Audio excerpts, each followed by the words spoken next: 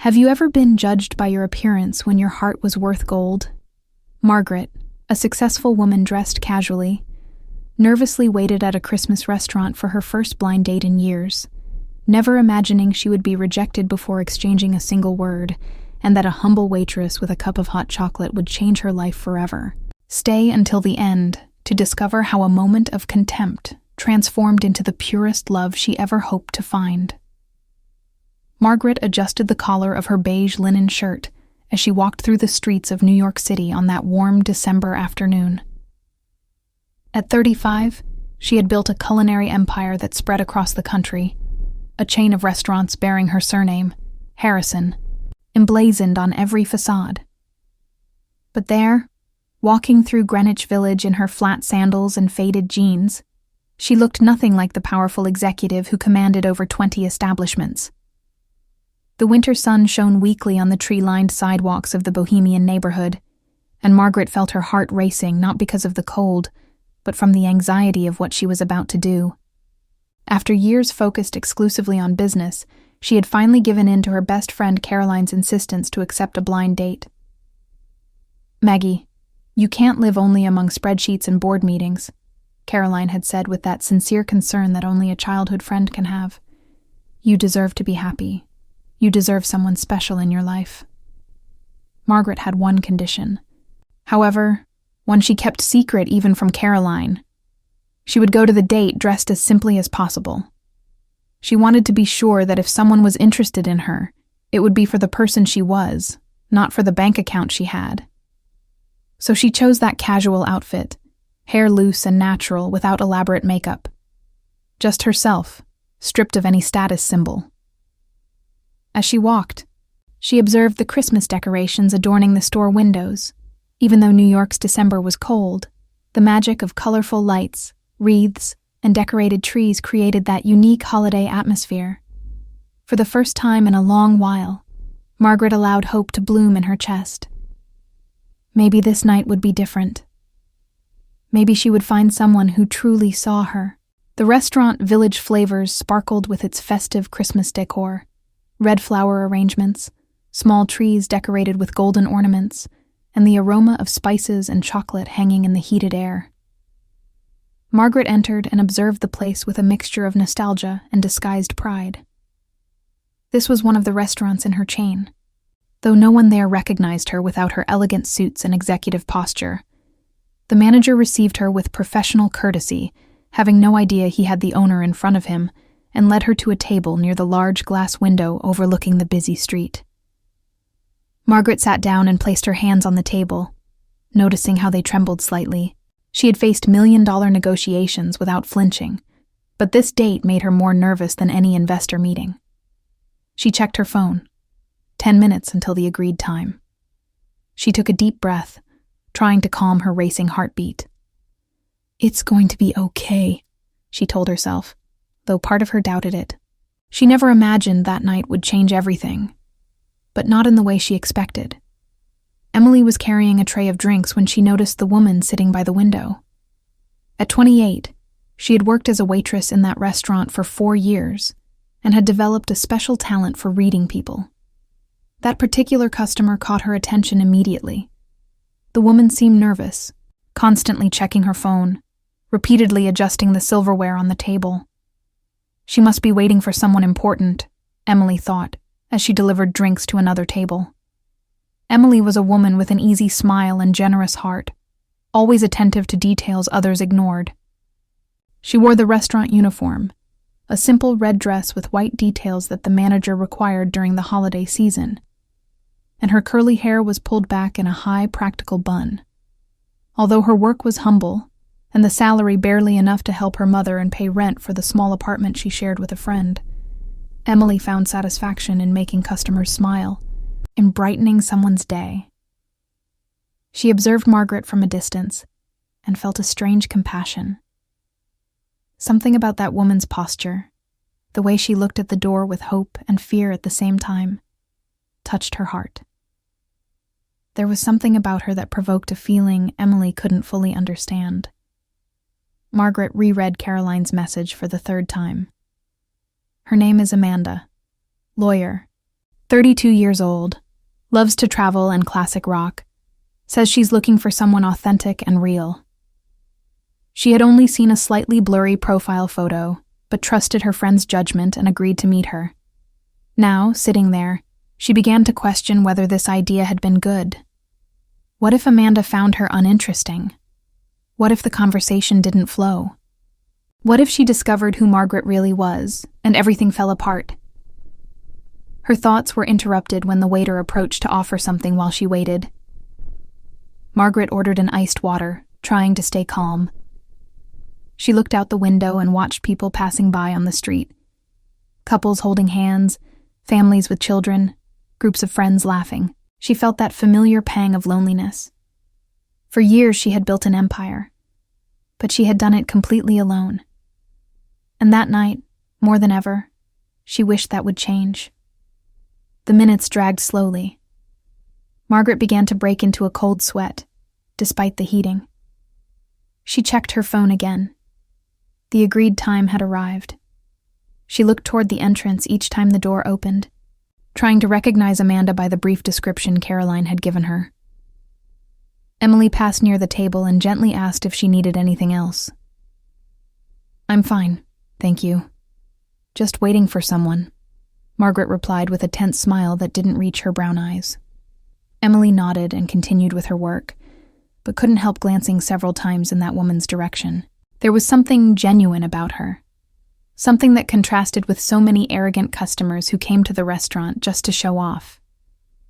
Margaret drummed her fingers on the table.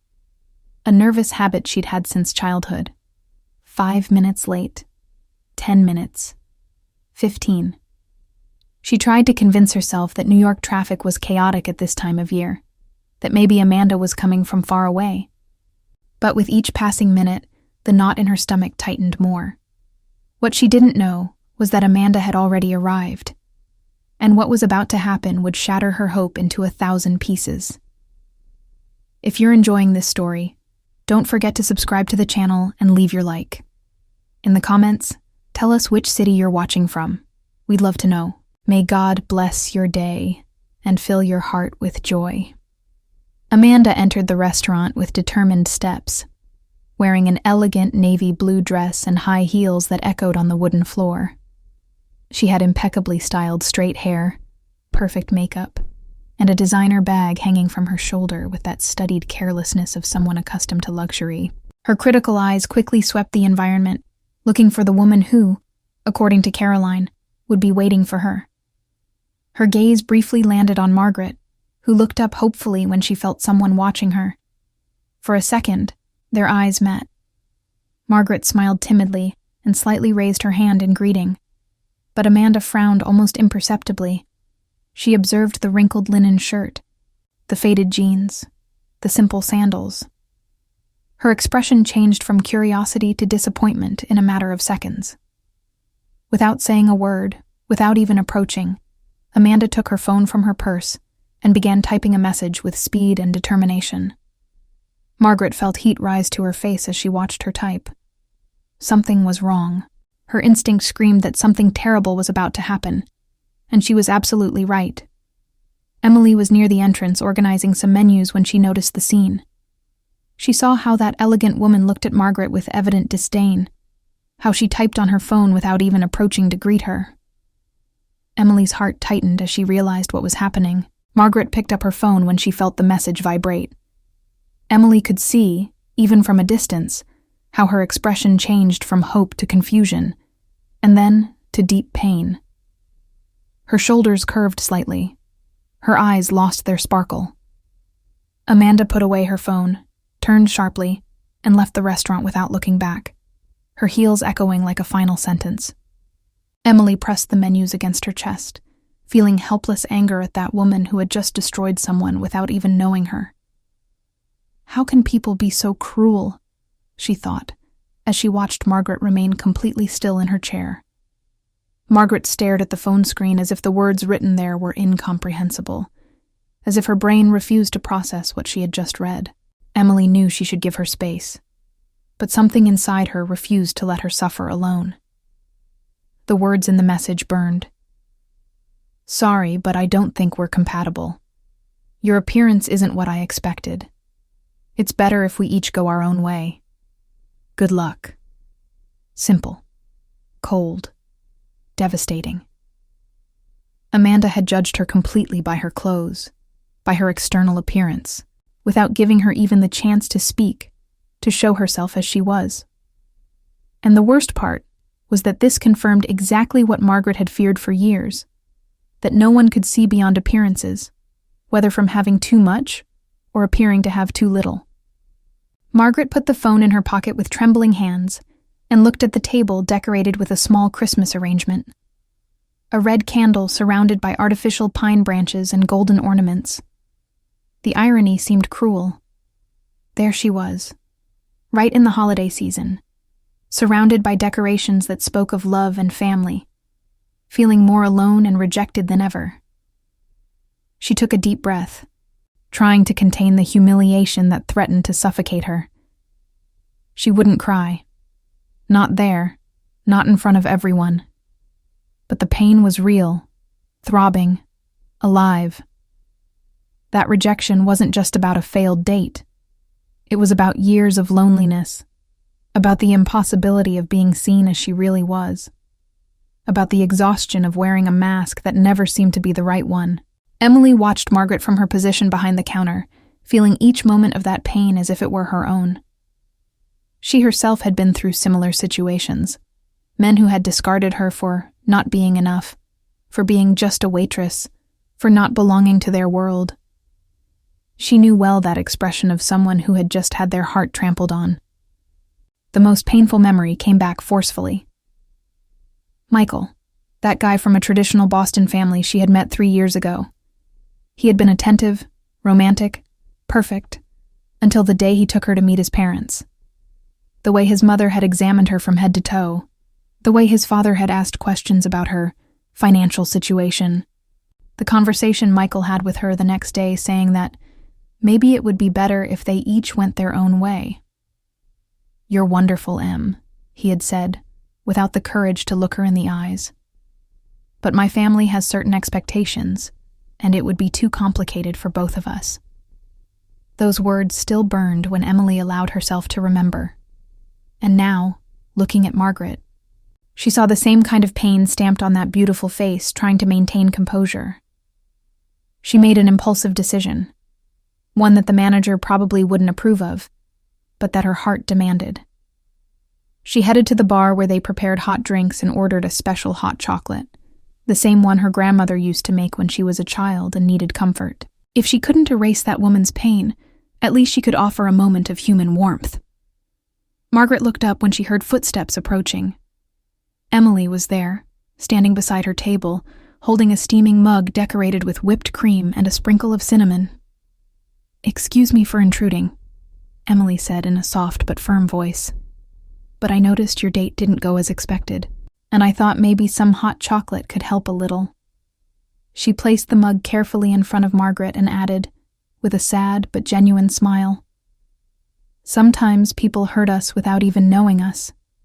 They judge a book by its cover without bothering to read even the first page. But there are also people who can surprise us when we least expect it." Margaret looked at her with surprise, not because of the chocolate, but because of the words. It had been so long since anyone had spoken to her with such sincerity. Everyone in her corporate world measured every word, calculated every gesture. But this waitress spoke with disarming honesty that touched something deep inside her. "Thank you," she managed to say with a voice hoarse from contained emotion. "Really, thank you so much." Emily nodded and was about to step away when Margaret spoke again, with an urgency that surprised her. "Can I know your name?" Emily smiled, feeling something strange and warm spread through her chest. "Emily, but you can call me Em." "Nice to meet you, Em. I'm Margaret." And in that simple moment, neither of them imagined that this would be the beginning of something that would change their lives forever. Emily stepped away from the table with a heavy heart, wondering how anyone could be as superficial as that elegant woman who had left without giving a single chance. She returned to her tasks, but her eyes kept going back to Margaret, watching her take small sips of chocolate while looking out the window at the busy street. Margaret tasted the sweet and comforting flavor of the drink, but couldn't erase the bitter taste of humiliation that burned her throat. She thought about all the meetings where she was treated with reverence because of her success, the falseness that surrounded every aspect of her business life. And now, when she finally decided to show herself as she really was, when she chose authenticity over appearance, the result was the same: rejection. Maybe Caroline was right when she said I needed to get out more, she thought bitterly. But she was also wrong to think anyone could truly see me. She squeezed the mug between her hands, seeking the physical warmth that could counterbalance the cold she felt inside. The Christmas around her seemed to mock her loneliness. The restaurant began to fill with more customers arriving for dinner. Families with excited children, couples looking at each other lovingly, groups of friends celebrating. Margaret felt like an intruder amid so much happiness from others. She took out her wallet to pay for the chocolate Emily had brought, even though she hadn't charged for it. When she opened it, some papers fell to the floor, business cards from the company, an old photo of her parents she always carried, a receipt from an important meeting that morning. She quickly crouched down to gather them, hoping no one would see, especially the gold logo of Harrison Hospitality Group on the cards. She stuffed everything away hurriedly and sighed with relief, confirming that no one had paid attention. At that moment, her phone vibrated with a message from Caroline. "How's it going? Has Amanda arrived? Tell me everything." Margaret typed a brief response. "Didn't work out. I'll explain later." She didn't have the strength for more than that. Emily saw Margaret put away her wallet with nervous movements and noticed the deep sadness emanating from her entire being. There was something about her that awakened genuine curiosity, a desire to know her story. It wasn't just compassion. It was something more complex, an inexplicable connection with someone she had just met. She delivered plates to table 7, took orders from table 3, and the whole time her mind was with that lonely woman by the window. Her colleague Lisa passed by with a full tray and commented, Table 9 is asking for the check." "I'm going," she responded automatically. But first she stopped for a moment to observe Margaret once more. She was looking at the street with a lost expression, as if searching for answers in the Christmas lights blinking outside. Emily had learned during years of work that each customer carried their own story, their own invisible battles. But few times had she felt such a strong impulse to approach, to ask, to offer something more than professional service. Something inside told her that this encounter was not coincidence. Margaret finally stood up, determined to leave that place that now only brought her memories of failure. She left a $50 bill on the table, much more than the chocolate cost, and began to walk toward the exit with slow steps. She passed a family celebrating Grandma's birthday, a couple exchanging loving whispers, a group of co-workers toasting to the ending year. Everyone seemed to have their place in the world, their space of belonging. She had only an empty business empire and an apartment full of silence. When she reached the door, she stopped for a moment and looked back, almost by instinct. Her gaze met Emily's, who was also watching her from a distance. For a second, that seemed eternal. Their eyes connected in a way neither could explain. Emily smiled, small but sincere, and raised her hand in a farewell gesture. Margaret felt something strange in her chest, something she hadn't experienced in a long time. It wasn't love, not yet, but it was something that looked dangerously like hope. When Margaret left the restaurant, the cold winter air of New York wrapped around her. She walked through Greenwich Village without a defined direction, watching people passing by with their Christmas shopping bags, with their faces lit up by the joy of the season. She sat on a park bench and picked up her phone again. She reread Amanda's message, and this time, instead of pain, she felt something different, a strange gratitude. That superficial woman had done her a favor without knowing it. She had proven exactly what Margaret had always suspected, that the world judged by appearances, that authenticity was a luxury few could value. But she had also met Emily, That waitress with a genuine smile who had offered her comfort without expecting anything in return. Maybe not everything is lost, she thought, as she looked at the stars beginning to appear in the darkening sky. She took a deep breath and made a decision that surprised her. She would return to the restaurant. Not that night, but soon. She needed to see again those eyes that had looked at her with kindness when she needed it most. Emily finished her shift that night with her thoughts fixed on the woman who had been rejected so cruelly. As she cleaned tables and folded napkins, she couldn't stop thinking about the expression on Margaret's face when she read that message. She had seen genuine pain there, a vulnerability that contrasted with her calm appearance. "Who are you, really?" she asked herself as she put away the last silverware. Lisa approached with evident curiosity. "Hey, Em. I saw you very attentive with the customer at table 12. Do you know her?" Emily shook her head but felt warmth in her cheeks. "No, I just felt sorry. Her date never happened. I mean, the person arrived, but left without even greeting her." Lisa made a face of disapproval. "What rude people, but I saw you brought chocolate on the house. The manager won't take it out of your salary, will he?" Emily smiled. "I didn't tell him. It was my decision." Her friend looked at her knowingly and whispered, "I think that chocolate had a special ingredient not on the menu." Emily didn't respond, but the smile that formed on her lips said everything.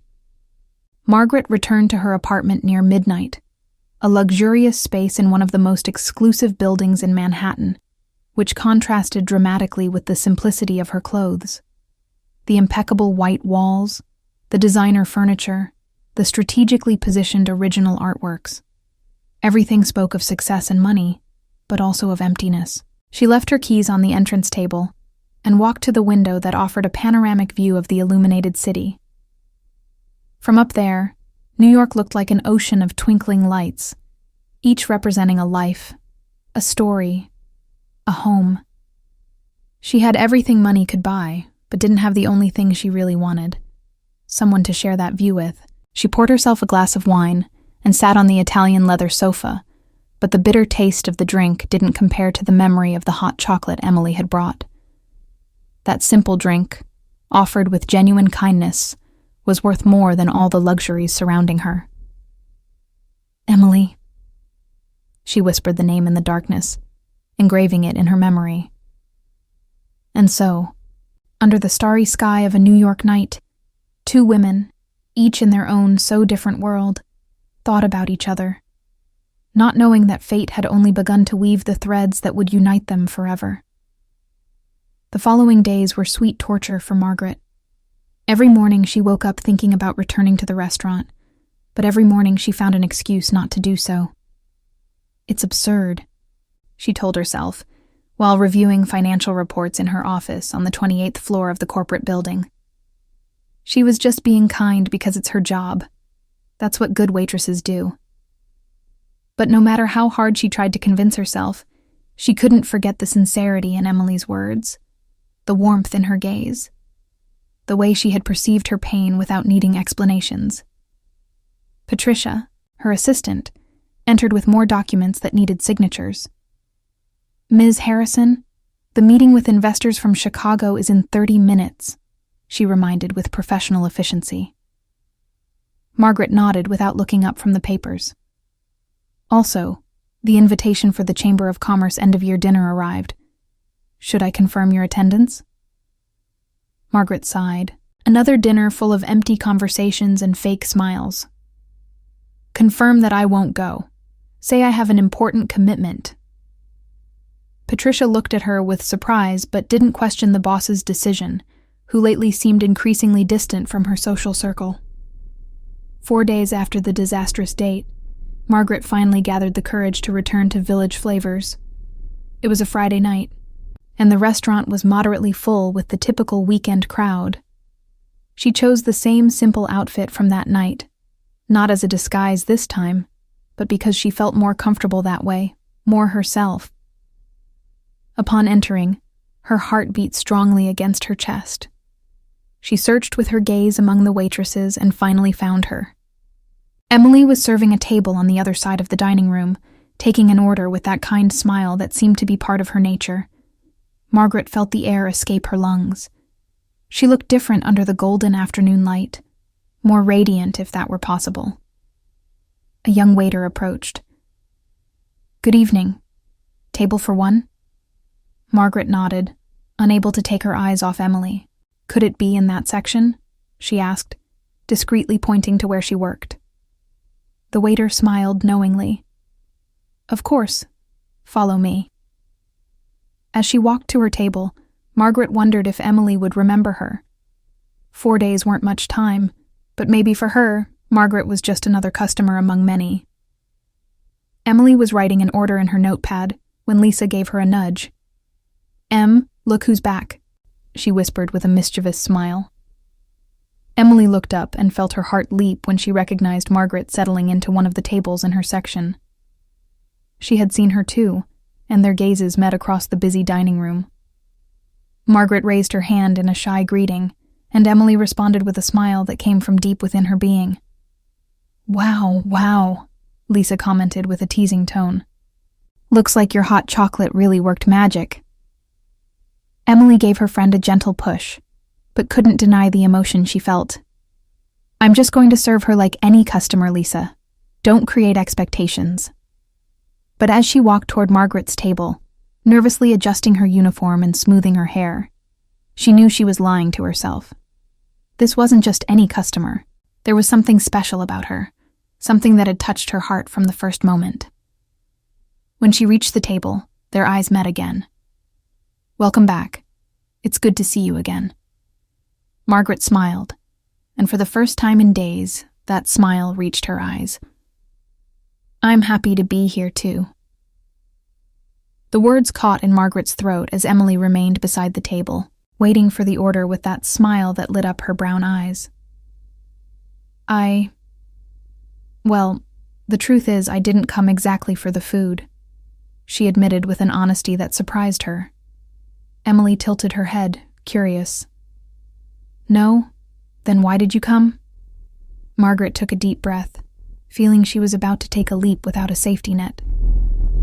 "I came to thank you for the chocolate the other night, but mainly for your words. You don't know how much they meant to me in that moment." Emily felt warmth rise to her cheeks and lowered her gaze for an instant before looking at her again. "It was nothing special. I just did what any person with a heart would do." Margaret shook her head. "No, believe me, it's not just anyone who would do that. Most people walk right past other people's pain. You stopped. And that makes all the difference." The restaurant buzzed with conversations and laughter around them. But in that moment, for both of them, the world had been reduced to that small table by the window. "Can I sit for a moment?" Emily asked, nervously looking toward where the manager was. Margaret nodded enthusiastically, and Emily slid into the chair in front of her, aware that she only had a few minutes before her boss noticed her absence. "That woman the other night," Margaret began in a low voice, "was a blind date my best friend organized. Supposedly she was looking for someone authentic. But when she saw me dressed like this, she decided I wasn't enough for her." Emily pressed her lips together with indignation. "That's terrible. Judging someone just by their clothes is the most superficial thing there is." Margaret smiled bitterly. "The ironic part is that I dressed like this precisely to prevent someone from being interested in me for the wrong reasons. I wanted them to see me for who I am, not for what I appear to have."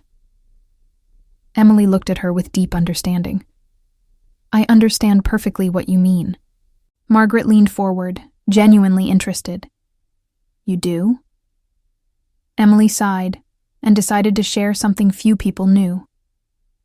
"I met someone about 3 years ago. His name was Michael. He was very attentive, caring. We started dating and I thought I had found someone special." Margaret listened with absolute attention, noticing how her voice tinged with sadness. "After 3 months, he invited me to dinner with his family. It was horrible. His parents asked uncomfortable questions about my work, my education, my plans. You could tell they didn't like the idea of their son being with a waitress. Emily paused and swallowed hard. The next day, Michael said it was better if we broke up because our worlds were too different, and his family would never accept me. Margaret felt a wave of anger at that cowardly man who had hurt someone as genuine as Emily.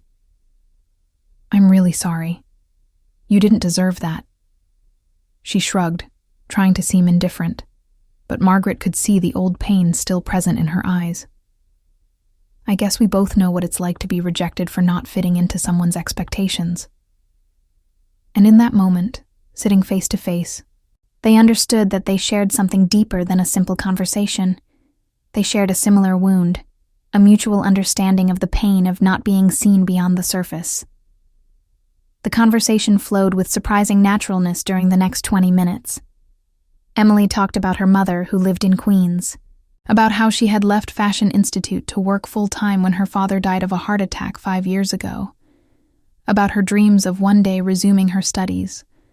Margaret listened to every word as if they were treasures, fascinated by the strength of this woman who smiled despite difficulties. She also shared, carefully not revealing too much about her position, about the loneliness of living focused only on work, about losing her parents in an accident when she was 27, about how she had channeled all the pain into building something big but empty. Sometimes I have so much, Margaret said, choosing her words precisely, but I feel poor in what really matters. Emily nodded with understanding. And I have so little materially, but I feel rich when I see my mother smile or when I manage to brighten someone's day, like I tried to do with you that night. Margaret looked at her with an intensity that made Emily feel butterflies in her stomach. You succeeded, Em. You succeeded much more than you imagine. Emily, the manager's looking for you, Lisa whispered as she passed quickly by the table. Emily startled and looked at her watch. She had been talking with Margaret for almost half an hour. I need to go, she said, standing up hurriedly. Margaret also stood, visibly disappointed that the moment was ending. Can I come back tomorrow? The question came out loaded with hope and nervousness, making Margaret seem like a teenager. Emily smiled, and for the first time in a long while, allowed her heart to guide her response. I'd love for you to come back. Margaret felt as if a huge weight had been lifted from her shoulders. Then I'll be here at the same time. Emily nodded and began to walk away, but stopped and turned once more. By the way, you never told me your full name. Margaret swallowed hard, aware that her surname was recognized in New York's business world. It's just Margaret. For now, just Margaret. Emily looked at her curiously but didn't insist. Okay, just Margaret. See you tomorrow. As she watched her walk away between the tables, Margaret knew that something fundamental had changed in her life.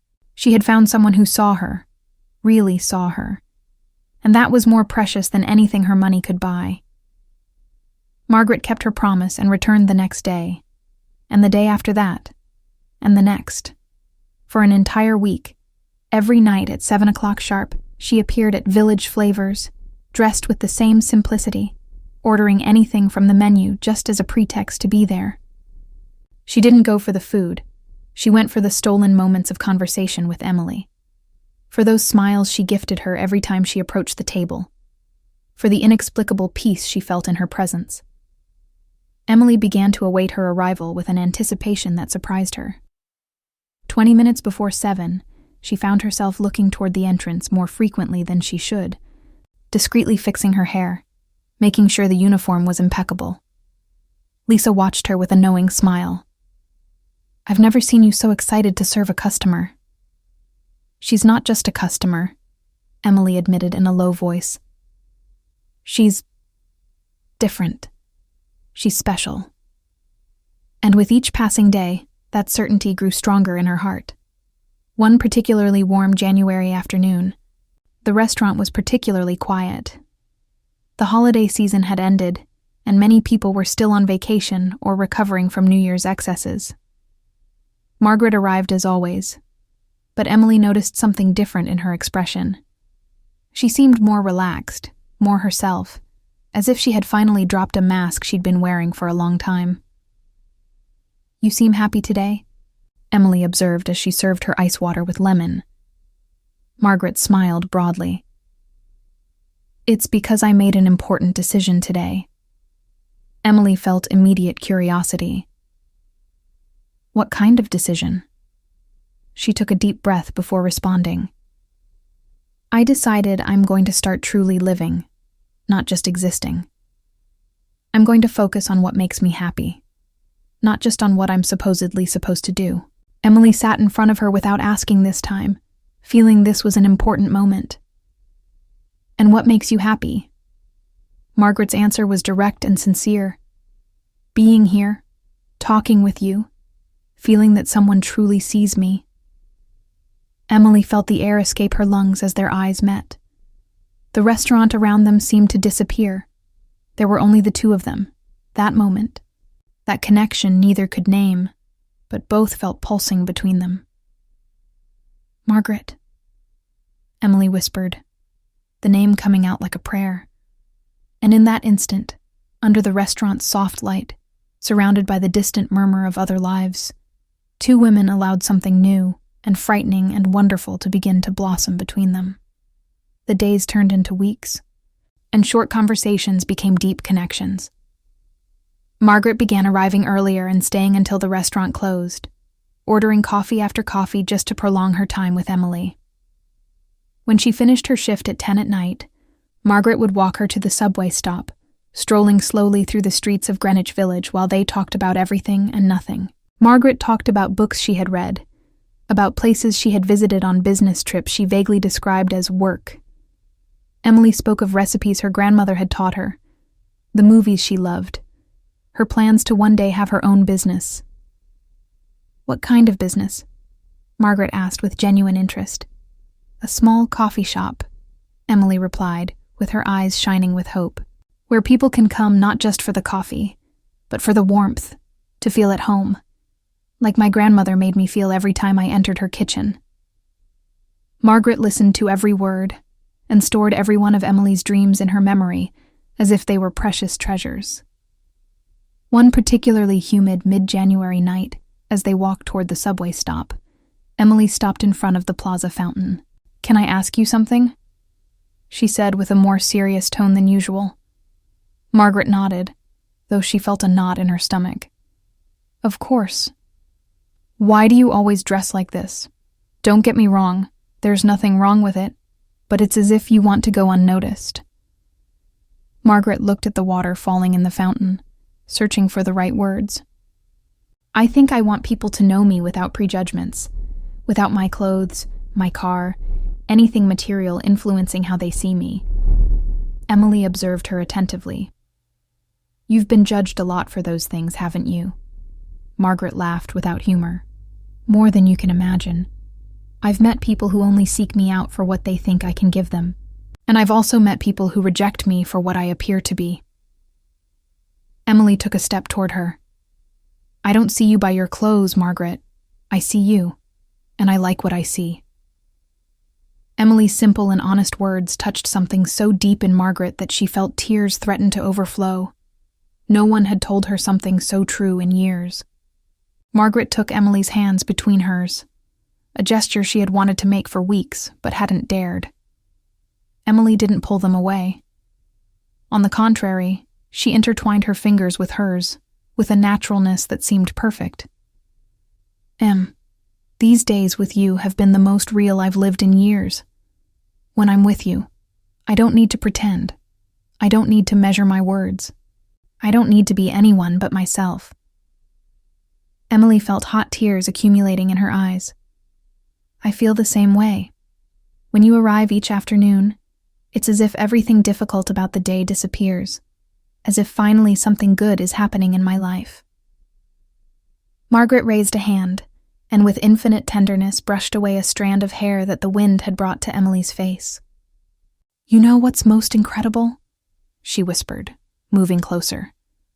"That horrible night I thought would be my worst experience ended up being the best, because it brought me to you." Emily smiled with tears running down her cheeks. Sometimes God uses our pain to guide us to where we need to be. And there, under the stars of New York, with the sound of the fountain's water as witness, both knew they had found something extraordinary, something that transcended social classes, appearances, and expectations.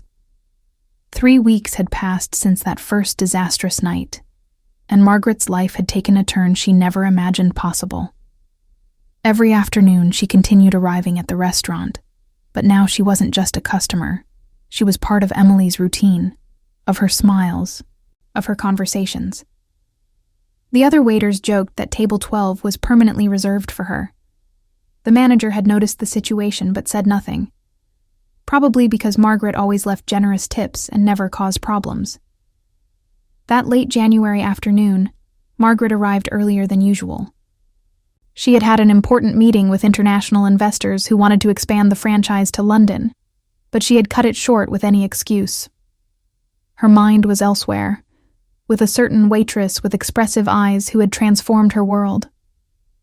Emily greeted her with that smile that was already like the sun to Margaret. "You're early today." "I just couldn't wait any longer to see you," Margaret replied with an honesty that made her vulnerable but free.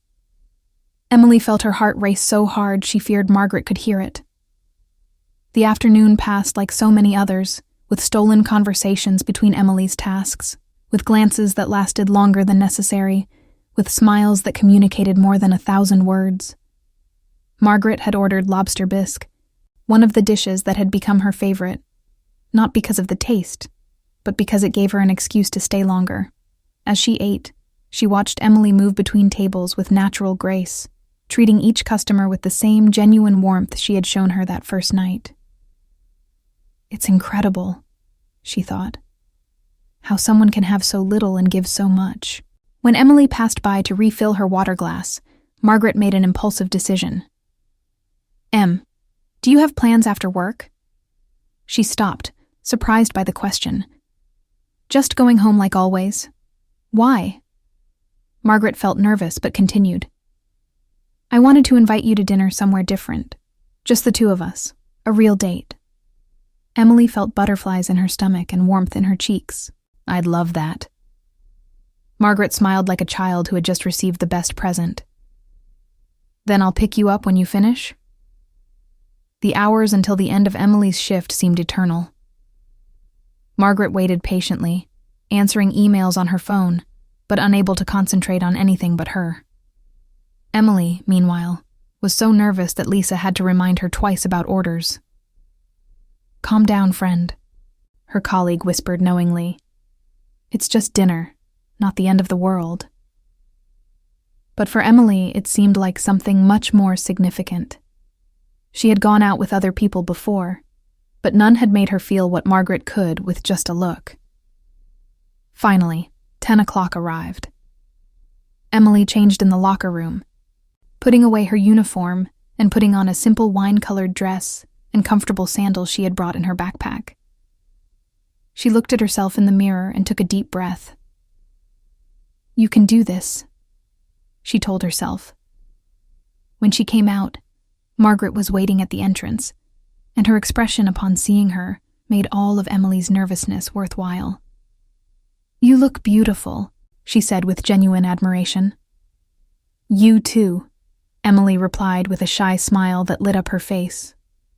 Margaret had parked her car 2 blocks from the restaurant, a habit she had developed to keep her personal life separate from her business identity. But that night, as they walked toward the vehicle, her wallet decided to betray her at the worst possible moment. When she took it out to check if she had enough cash, several papers fell to the floor. "Let me help you," Emily said, quickly crouching down before Margaret could react. She gathered the cards and papers, and as she put them together, her eyes caught something that made her stop completely. A business card with gold letters.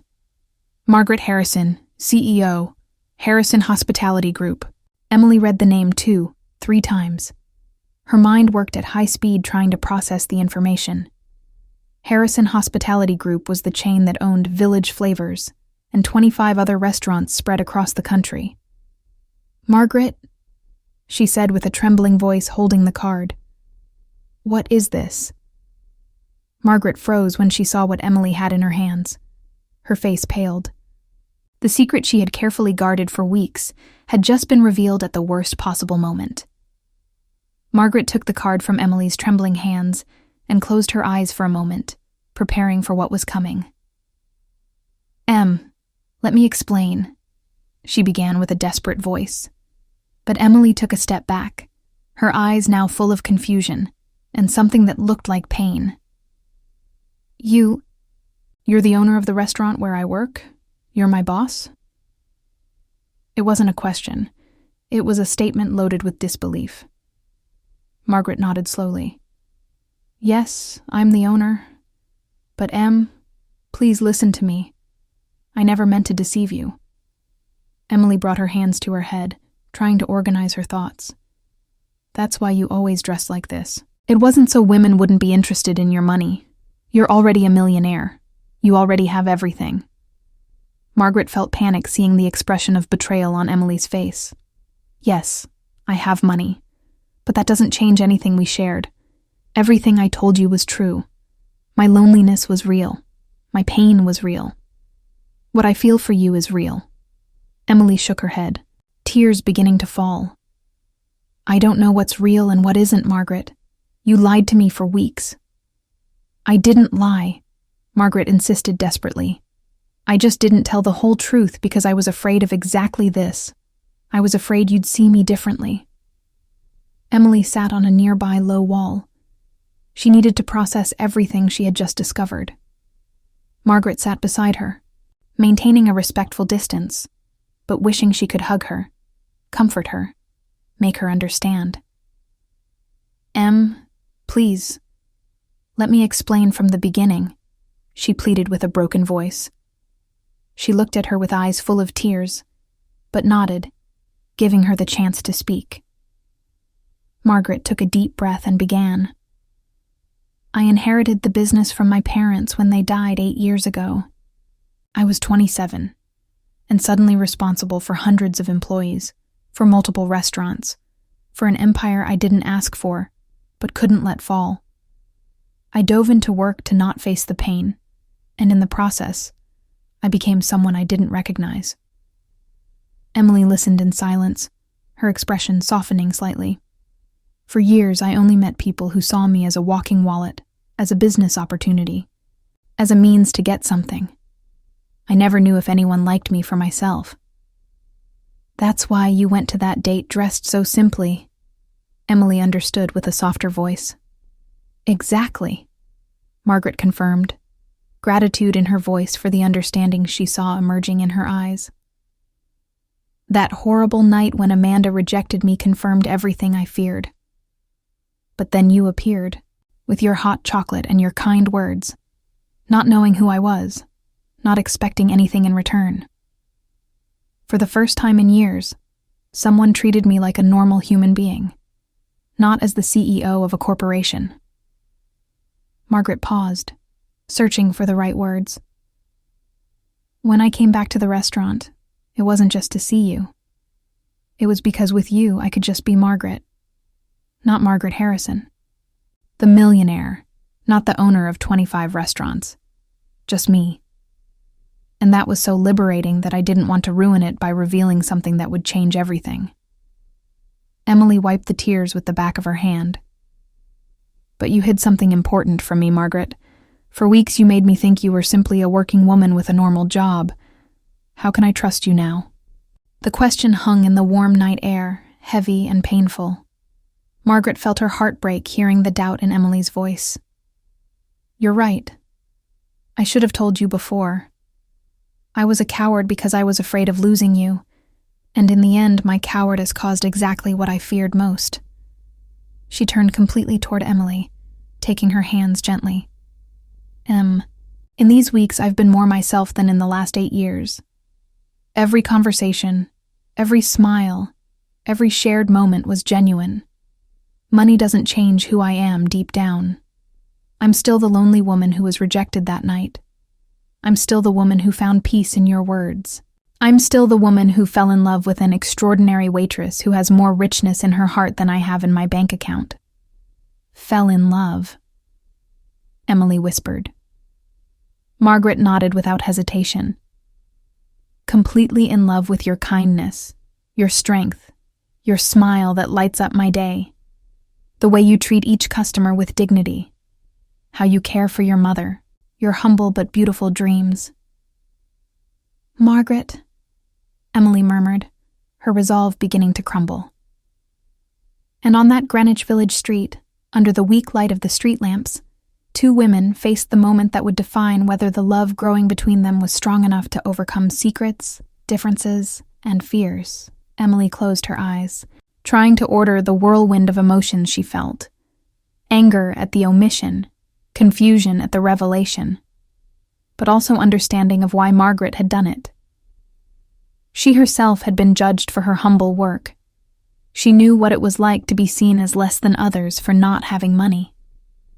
I understand why you did it, she finally admitted, opening her eyes to look at her. I've lived my whole life being seen as just a waitress, as if that's all I am. People assume that because I serve tables I don't have dreams, I don't have intelligence, I don't have value. Margaret felt hope blossom in her chest. So can you forgive me for not telling you before? Emily took time to respond, and Margaret respected her silence.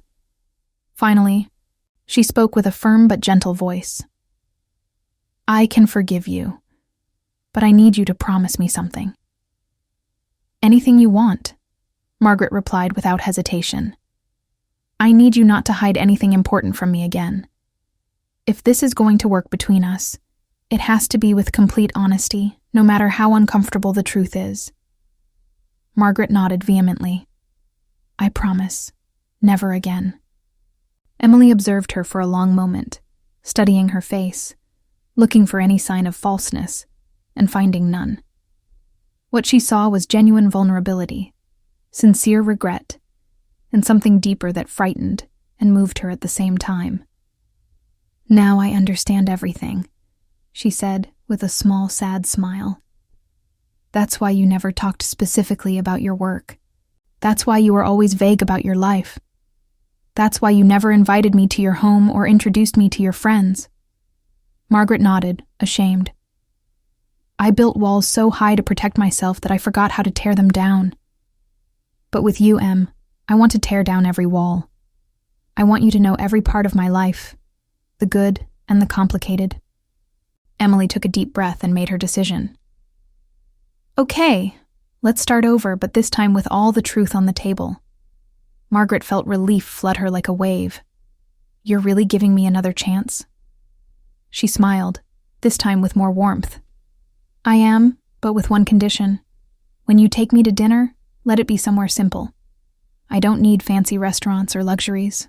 I just need the real Margaret, not the millionaire. Margaret hugged her with so much gratitude and relief that Emily felt how much this really meant to her. And in that embrace, she felt she was making the right choice, giving a chance to the love that was being born between them. The months that followed that revelation were the happiest Margaret and Emily had experienced in their lives. Fulfilling her promise of total honesty, Margaret showed her world little by little, but always staying true to the simplicity they both valued. She took Emily to her apartment, and although she was breathless seeing the luxury surrounding her, what impressed her most was the framed photograph of Margaret's parents she kept in the living room and the plants she tried to care for on the balcony because they reminded her of the garden her mother had. I didn't know you liked plants, Emily commented, softly touching the leaves of a fern. They remind me of simpler times, Margaret replied, hugging her from behind. When my mother was alive, we spent hours in the garden. She said that caring for something alive keeps you connected to what really matters. Emily turned in her arms and kissed her tenderly. Your mother was very wise. Margaret nodded with her eyes shining with contained tears. She would have loved to meet you. And I would have loved to meet her, Emily whispered, sealing her words with another soft kiss. Margaret fulfilled another important promise. Every day, without fail, she arrived at the restaurant at 9:30 at night to take Emily home. It didn't matter if she had late meetings or business commitments. She always found a way to be there when she finished her shift. At first, she arrived by taxi to maintain discretion, but after 2 weeks, Emily asked her to stop pretending. "I already know who you are, Maggie. You don't need to hide from me." So Margaret began arriving in her car, an elegant but discreet sedan, and the ritual of taking her home became the favorite moment of the day for both. During those 20 minutes of travel to Queens, they talked about everything. The difficult customers Emily had served, the business decisions Margaret faced, plans for the weekend, dreams for the future. "You know what I like most about these moments?" Margaret asked one night as she drove along the FDR Drive. "What?" Emily replied curiously. "That they're ours. Only ours. No interruptions, no outside glances. Just you and me." Emily intertwined her fingers with hers on the gear shift. "They're my favorite moments, too." The flowers arrived one March morning when Emily was getting ready for work. A huge bouquet of sunflowers, her favorite flowers, with a simple note. "Because your smile is like the sun these flowers need to grow. Yours, Margaret." Emily cried with emotion while her mother watched them with a knowing smile. "That girl is very much in love with you, my daughter," she commented, arranging the flowers in a vase. "I am too with her, Mom," Emily admitted without shame. The flowers became a weekly custom. Sometimes they were roses, other times daisies, sometimes tulips. But they always came with a handwritten note from Margaret. Never generic, always personal. "I love your hands when you make coffee," one said. "Thank you for making Mondays my favorite day," said another. Emily kept each note in a special box she kept on her nightstand, rereading them on nights when she couldn't sleep. Lisa joked at work, saying Emily floated more than walked. "You're on cloud 9, friend." "And I never want to come down," Emily replied with a radiant smile. April brought a new routine that filled Emily's heart with warmth. Margaret began visiting her on her day off, Tuesday afternoons, when she helped her mother at the house in Queens. The first time she showed up, she was carrying grocery bags full of ingredients. "I thought we could cook together," she proposed timidly. "You know how to cook?" Emily asked, surprised. Margaret laughed. "I grew up in a family that had restaurants. My mother insisted I learn the basics." That afternoon, they made pot roast following Emily's grandmother's recipe, with Margaret following instructions like a dedicated student, and Emily's mother supervising with critical but kind eyes. "You have a good hand for seasoning, girl," she finally approved. Margaret felt more proud of that compliment than any business award she had ever received.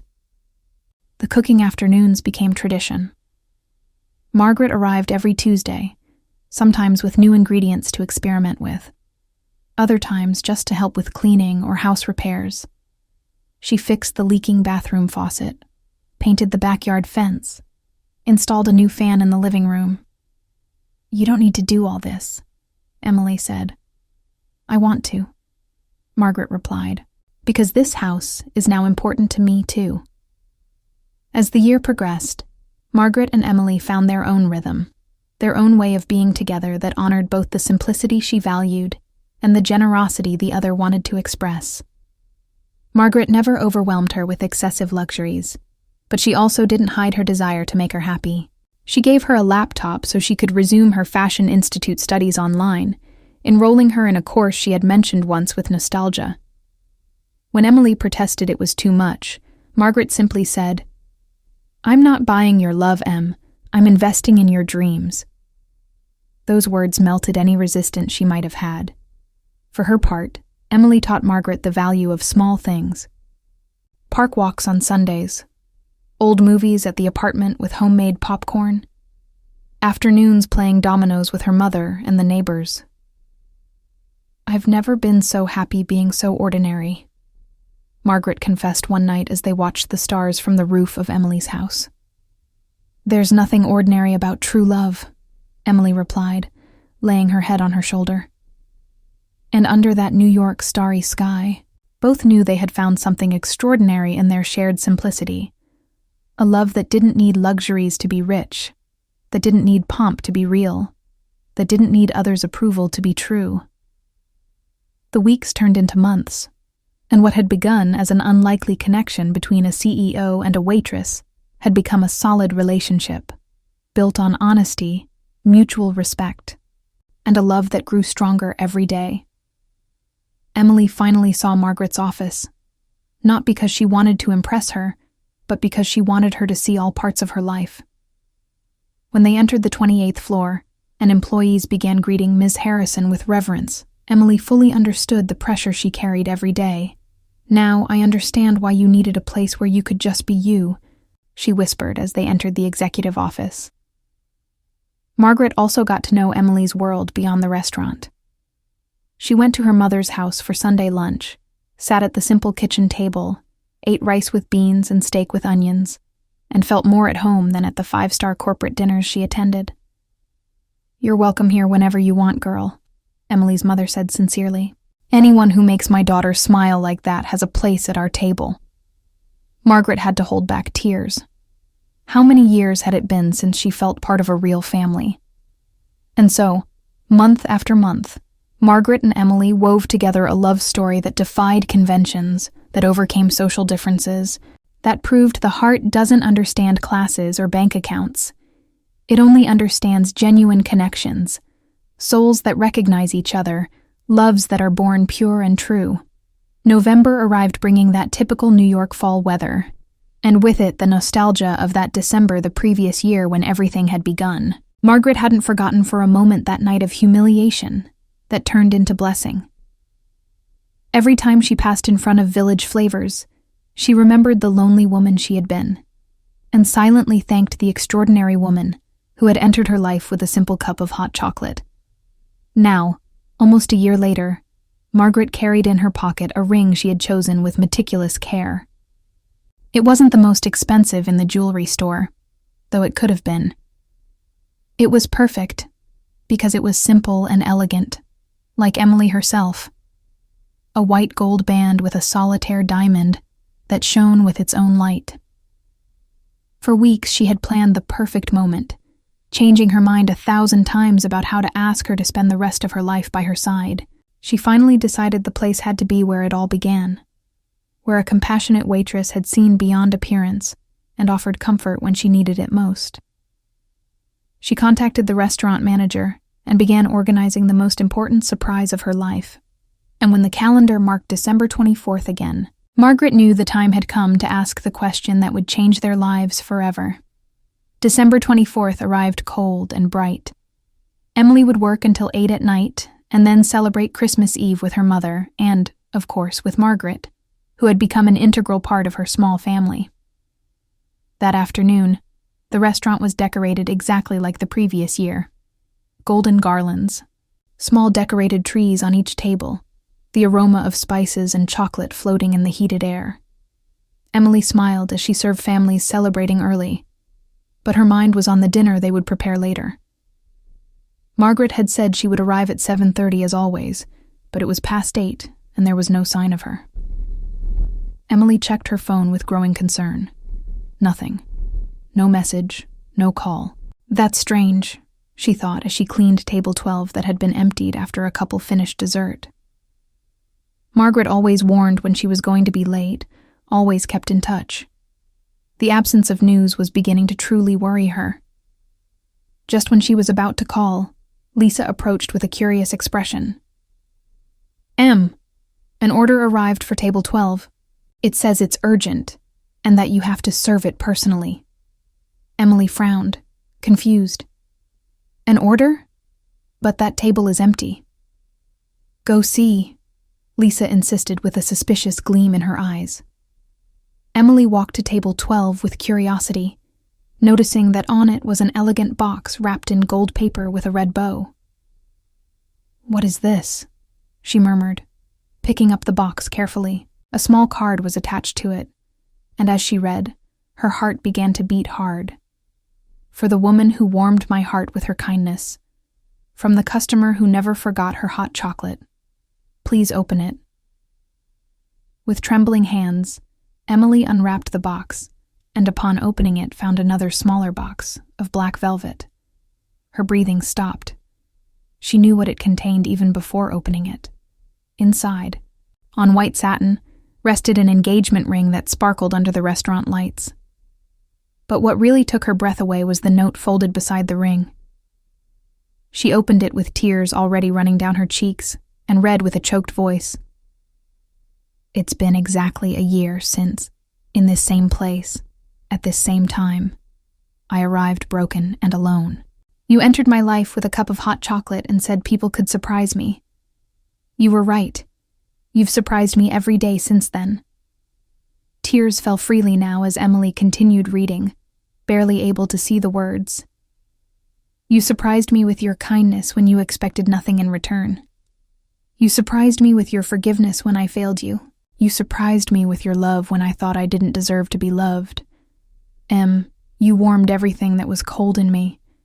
You gave meaning to my success, purpose to my days, and joy to my heart." Emily was sobbing openly now, aware that the entire restaurant was watching her, but not caring one bit. "I don't want to spend another day without you. I don't want another Christmas without knowing you'll be mine forever. So I'm asking you here, where it all began, in the place where an extraordinary waitress gave hope to a desperate CEO." Emily looked up from the note with tears blurring her vision, and there, standing beside the table, was Margaret. She hadn't been absent. She had been there all along, waiting for the perfect moment. She wore an elegant wine-colored suit, but her expression was the same as that vulnerable woman she had met a year ago. With one knee on the floor and infinite love in her eyes, she waited for her answer. "Emily, love of my life, light of my days, will you marry me?" "Yes," Emily whispered between sobs of joy. "Yes, yes, 1,000 times yes." Margaret stood up quickly and wrapped her in her arms while the entire restaurant exploded in applause and shouts of celebration. Emily laughed and cried at the same time, unable to believe this was really happening. Margaret took the ring from the box with trembling hands and slid it onto Emily's finger. Perfect, as if it had been made especially for her. "I love you," Margaret said with a voice hoarse with emotion. "I've loved you since that first night, and I'll love you every day I have left to live." Emily kissed her with all the passion and tenderness she felt, not caring that they were at her workplace, that everyone was watching, that Lisa was crying as much as she was from across the room. When they finally separated, Margaret whispered in her ear, "Merry Christmas, my love. Thank you for transforming the worst night of my life into the beginning of the best story I could have lived." Emily hugged her tightly, feeling infinite gratitude to the universe for guiding their paths to that moment.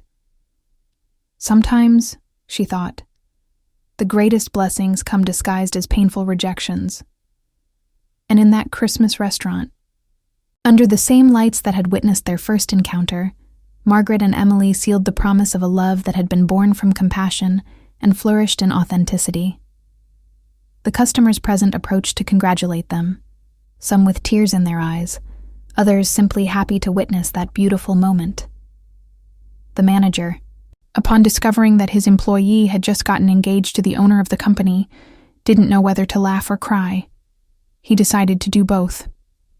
"You have my blessing," Emily's mother said when she heard the news by phone that night. She had been invited by Margaret to be at the restaurant, but preferred to give the two that special moment. "Anyone who loves my daughter like that has all my approval." Margaret and Emily celebrated that Christmas Eve at the house in Queens, in the simple company of Emily's mother, eating bread pudding and drinking hot chocolate, the same one that had united their lives a year before. "Who would have thought," Emily commented, looking at the ring on her finger, "that such a horrible night for you would end like this?" Margaret intertwined her fingers with hers. "Sometimes God allows our hearts to break to make room for something greater. That rejection led me to you, and every second of pain was worth it." "Next year we'll be married," Emily said with shining eyes. "And I'll spend the rest of my life making you happy," Margaret promised, sealing the promise with a kiss. The months that followed were a whirlwind of preparations, but also of important decisions. Margaret insisted Emily didn't need to work as a waitress anymore, but she refused initially. "I don't want to stop working just because I'm marrying you," she explained. "I want to achieve my things too." So they reached an agreement. Emily would continue at the restaurant for 6 more months while finishing her online Fashion Institute course. Then Margaret would help her open her long-dreamed-of coffee shop, not as a gift, but as an investment in her dream. "You'll pay everything back when the business makes a profit," Margaret said firmly, "because I believe in you and I know it will succeed." Those words meant more to Emily than any declaration of love. The wedding was scheduled for December, exactly a year and a half after the first meeting. It would be simple, intimate, just close family and dear friends, exactly as they both wanted. The night before the wedding, Emily was too nervous to sleep. Lisa, who would be her maid of honor, tried to calm her. "Friend, you're marrying the love of your life.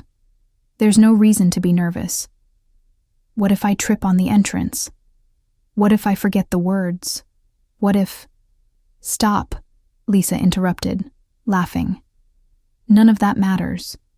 What matters is that tomorrow you and Margaret are going to promise to love each other forever, and you two already do that every day, even without needing signed papers."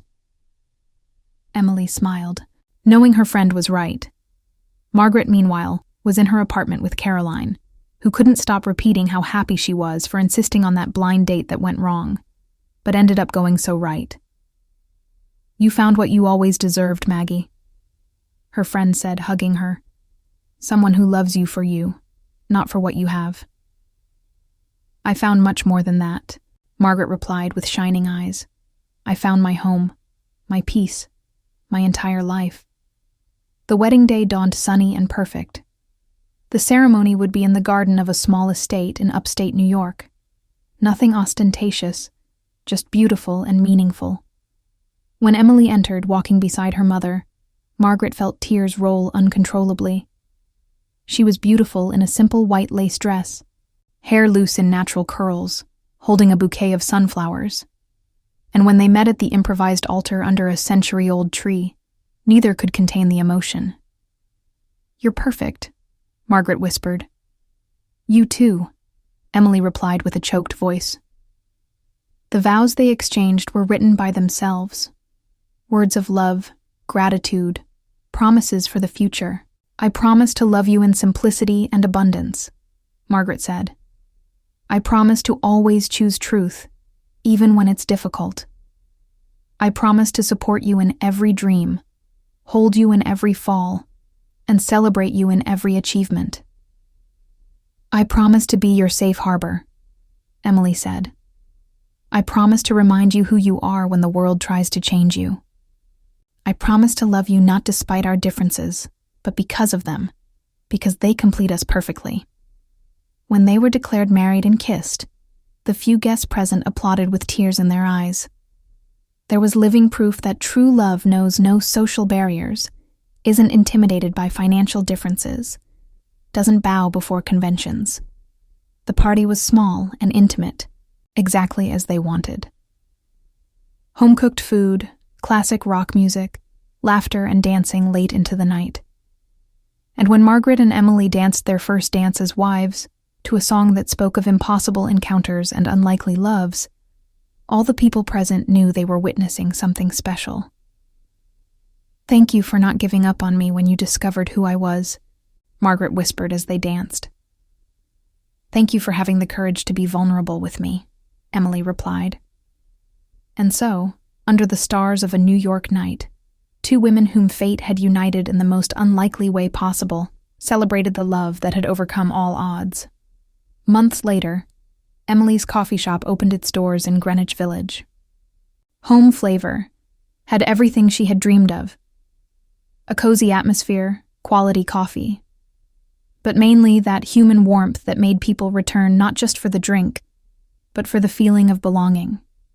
Margaret was there at the opening, not as the millionaire investor, but as the proud wife, serving coffee alongside Emily and talking with customers as if she had always done it.